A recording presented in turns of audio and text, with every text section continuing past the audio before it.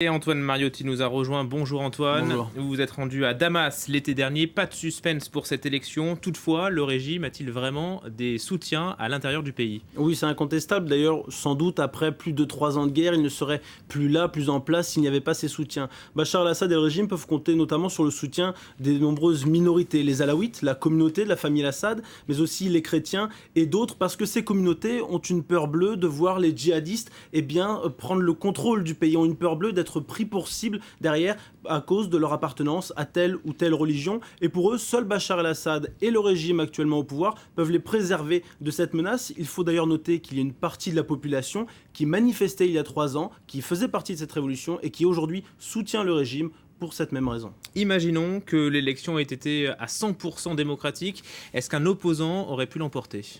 Soyons clairs, même si ça ne fait pas plaisir aux pays occidentaux, il y a extrêmement peu de chances qu'un opposant puisse aujourd'hui être élu en Syrie si l'élection avait été 100% démocratique comme on l'entend. En Occident, l'opposition est extrêmement divisée, elle est composée d'énormément de personnes qui vivent en exil, qui n'ont pas mis les pieds en Syrie depuis longtemps. Ils mettent un temps fou pour désigner leurs représentants à chaque fois et ils ne sont pas ou très peu écoutés par les hommes qui se battent sur le terrain contre le régime syrien. Et parmi ceux qui se battent justement sur le terrain, eh bien, il y a plusieurs dizaines de milliers de djihadistes et il y a aujourd'hui parmi l'opposition aucune figure qui ressort, qui permette de fédérer les opposants au régime et en même temps de rassurer ceux qui sont sur le terrain dont on parlait il y a un instant et qui ont peur de cette montée des djihadistes. Au fond, pourquoi est-ce que le régime tient autant à cette élection? C'est assez intéressant. Il y a, selon moi, une stratégie de communication qui est en place depuis une année environ par le régime pour revenir tout doucement, mais sûrement dans le jeu, sur la scène internationale. Après, il y a une différence entre l'apparence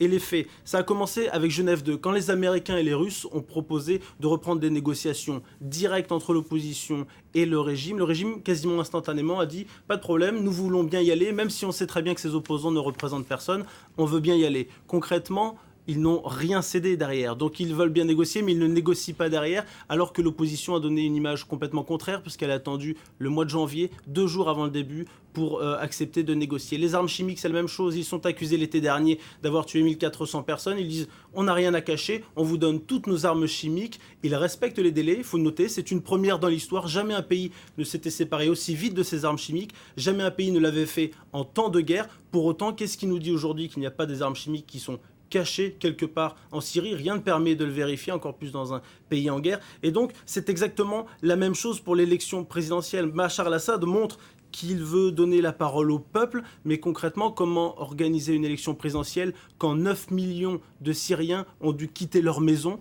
certains ont dû quitter leur pays, quand des villes entières sont détruites, ravagées par les combats, quand il y a des pans entiers du territoire qui sont aux mains de l'opposition ou de groupes djihadistes. C'est donc très compliqué.